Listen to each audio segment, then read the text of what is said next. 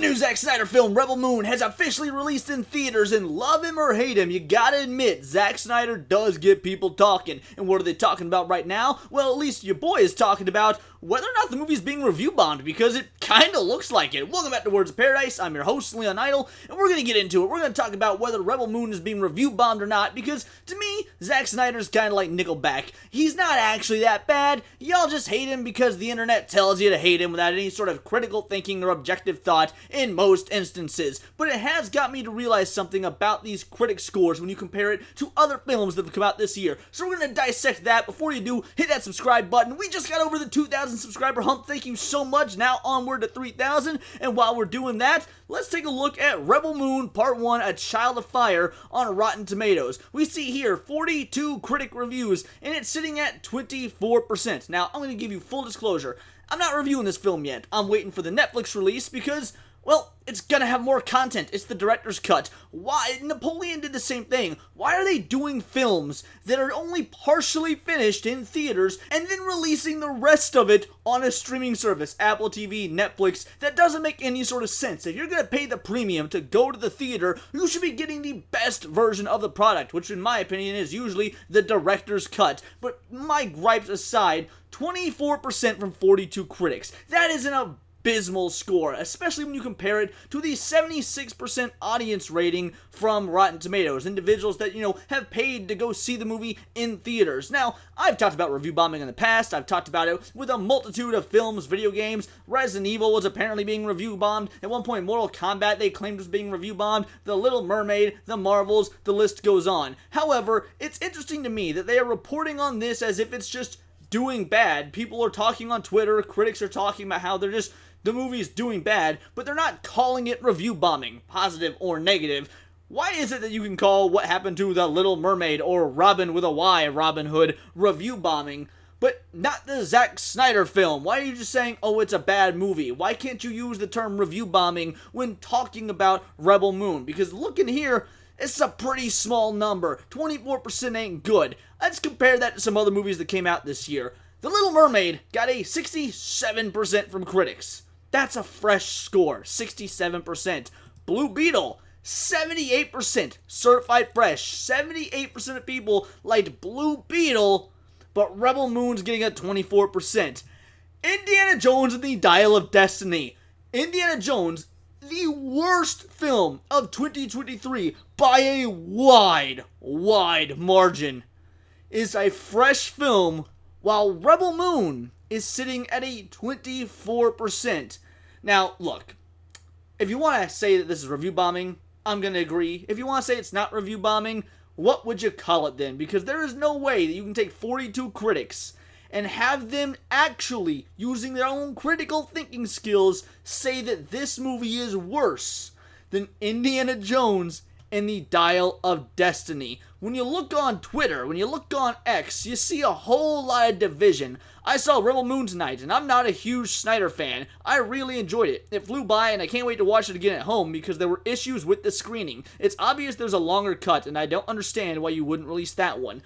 I'm telling you, that's exactly correct. By the way, he says he's not a huge Snyder fan, and he still enjoyed it. Now, obviously, this is going to be subjective. It is a movie we're talking about, after all. Different things are going to appeal to different people. However, I am a Snyder fan. That said, I'm not going out of my way to make this video to, support Zack Snyder, to be like, hey, go see the movie because it's a Snyder film. There's Zack Snyder stuff I don't like. In fact, I don't like Batman v Superman. I like the director's cut, but not the original cut. I don't like the Justice League. I do like, Zack Snyder's The Justice League. I like Man of Steel. I can't stand Sucker Punch. In fact, I hate Sucker Punch. Watchmen. I'm not a big fan of Watchmen. Again, until the director's cut. You're starting to sense a theme here. However, I absolutely adore his remake of Dawn of the Dead. So, I like Snyder, but I'm also the type of fan that will admit when Snyder does things wrong, doesn't do things well, and when he needs to be reined in and when he's given too much creative control. But this guy's not a Snyder fan, so alright, a pretty decent review so far. Let's see here. We got I'm Here, Bitches. Guaranteed everyone watching this film next week. I hope the haters keep chirping too. Chirp and watching. Alright. Here's the thing, my views on films don't always match the critics. Batman vs Superman has a 29% and I genuinely like the film. Man of Steel has a 56 and it's one of my all-time favorite films. You like what you like and you don't need to align your views with critics. Rebel Moon could rock. And here we see, this is before there was even an audience score. It was still sitting at 24% with 41 reviews, so it's added one review since, the time of recording this, and it's still sitting at that 24% mark. Let's keep going and see what else they've got to say. For Snyder Cultists Only, from Owen Gleiberman, from Snyder Cultists Only. You know what? I wasn't going to talk about this early on, but let's hop over to this real quick. Andy Signor says, Zack Snyder and his fan base are the most toxic I've ever faced. He can play nice all he wants. He knew exactly what his terrorist cult was doing and loved it. So many are going to cheer if this new film bombs on Netflix. I see it next week. He probably means I'll see it next week. So I put, you would think someone who was canceled for false rape allegations would be more selective about labeling large groups of individuals with such vile terms. Oh, the irony. Because for those of you that don't know, Andy Signor was accused of rape, and it wasn't a very pretty situation. I used to love watching Andy Signor weekly on movie fights on YouTube like 5-7 years ago, however long it was. Andy Signor was a blast to watch. And then #MeToo happened, and the dude got put through the ringer, and I had my suspicions, and I was saying things on Facebook and on Twitter about how it didn't really make a whole lot of sense to me. Well, lo and behold, turns out, dude just cheated on his wife, and then the woman he cheated with wanted to ruin his life further, so she accused him of, sexual assault. So when you got somebody who had the cancel mob go after them, and finally, after years of having to prove their innocence, finally only recovered about the last 2 years or so, and then to come out and call fans of a movie or fans of a director terrorists. Again, the irony is not lost. So when you see things like this, yeah, I start to believe that's why this is a review bomb. There's a concerted effort to drag this movie down purely because Snyder's name was attached to it. Let's say the film was the exact same. Let's say that there was no difference between this movie and let's say if Christopher Nolan's name was attached to it. Exact same film, but Nolan's name was on it.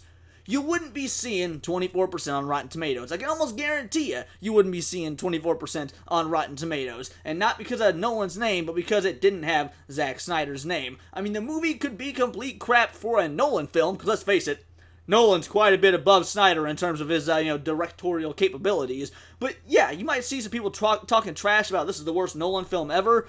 But it's not going to be no 24%, it would probably be in the high 60s, low 70s. They're attacking this movie purely because Snyder's name is attached to it. We see Andy Signor saying it here, we see Owen Gleiberman saying it here. The Rebel Moon reviews are tainted by people who hate Snyder and his fan base. Do not let any of this predictable bullshit ruin your hype for this movie. The so-called critics had their agenda-driven crap written before the first showing of Rebel Moon. This guy is exactly right, and don't get me wrong, our side is not immune to this. This was my thought process about the Furiosa trailer. Before the Furiosa trailer dropped, a bunch of the anti-woke YouTubers assumed it was going to be woke trash. Then when the trailer drops, and there's literally nothing woke about the Furiosa trailer, well, they decide to start calling it woke anyway and start dragging the movie for being woke, when really, let's be honest, there's a lot wrong in that trailer, mostly having to do with the visual effects, and no pandering ideological things that are wrong with it. However, what we're seeing is the same here. Just like the anti-woke YouTubers threw a fit about Furiosa because they already had their scripts in advance,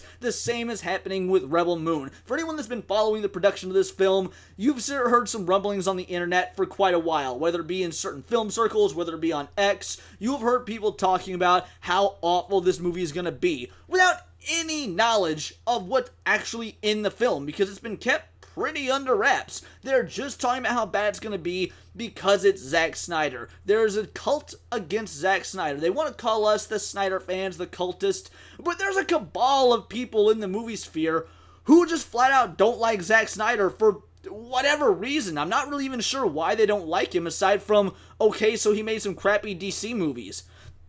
Aquaman was also crappy, and that was done by James Wan. The Flash was crap. That wasn't Snyder. Aside from making some bad superhero films, most of which are still better than anything Marvel's done Phase 4 and onward, I don't get all the hate for Snyder. I encourage everyone after watching Rebel Moon to leave a fair and honest review for the audience score. Critics can have their meltdown all they want, the fans' opinions are what matters. Danger is entirely correct here, but it's awful sad that he has to make a tweet saying, encouraging individuals to do this. Hey, internet, let's remember to be fair and use critical thinking and not rush out to just dogpile on something for the sake of dogpiling on it. Now, thankfully, that does seem to be what's happening. No one's saying this is the greatest film of all time. If the Snyder cultists were coming out en masse to positive review bomb this, then we'd see a much higher score. 76%? Oh, that's fine. That's about average. I mean, that's a relatively acceptable score.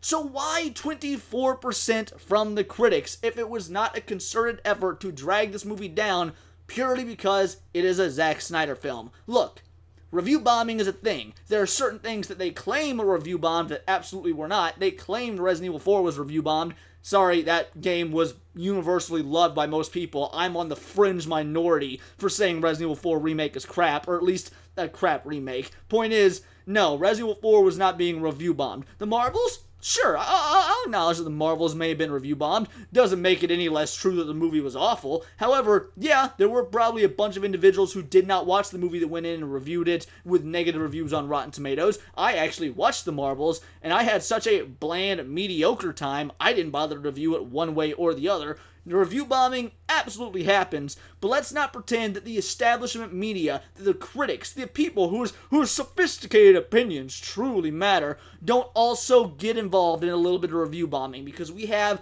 a perfect example right here. If this film is not your thing, if you don't want to watch Rebel Moon, if you're not a big fan of Snyder's style, by all means, no issues, no worries. Like, I will never say, hey, you gotta watch the movie that I want you to watch. I mean, unless you're dating me, because then there's gonna be some give and take. I'll watch whatever movies or sports you want me to watch, but you better be down to watch Empire Strikes Back if I'm feeling sick, because that's my comfort movie. But the point is, look, if you don't want to watch this, if Rebel Moon's not your thing, if sci-fi is not your thing, if Snyder's not your thing, go for it, don't go for it, whatever. But let's all acknowledge that clearly something is afoot here, and the media will not dare call it review bombing like they did with so many other projects, to the point that they just whipped the words out to where it had lost all meaning. I'm so tired of the review bombing argument. We've heard it for literally every single Disney movie this year. But you know they're not going to say that when it comes to Rebel Moon. And that's the sort of hypocrisy I want to focus in on. I don't want to focus on the quality of the film. I want to focus on how the media is treating this film, how the media is treating you, the consumer, and how the media is treating one man, Zack Snyder, who, again, I can't tell what he's actually done wrong to deserve being treated like this, but they want to treat you like you're stupid, like you will not figure this out on your own. Thankfully, that's why you got me. So if you like my content, hit that subscribe button. We just got over the 2,000 subscriber mark. Thank you very much for everyone that got me to do that, because, hey, we're a nerdy news channel, and we make nerdy news videos every day. Not always about movies or Zack Snyder, but anime, music, video games, Magic the Gathering, you name it. It's all here in the Nerdosphere. Like I said, hit that subscribe button, and if you want to check me out on Instagram, get some behind the scenes stuff, you can find me there at wordsofparadise_Leon, because it's all here in the Nerdosphere, and this has been Words of Paradise.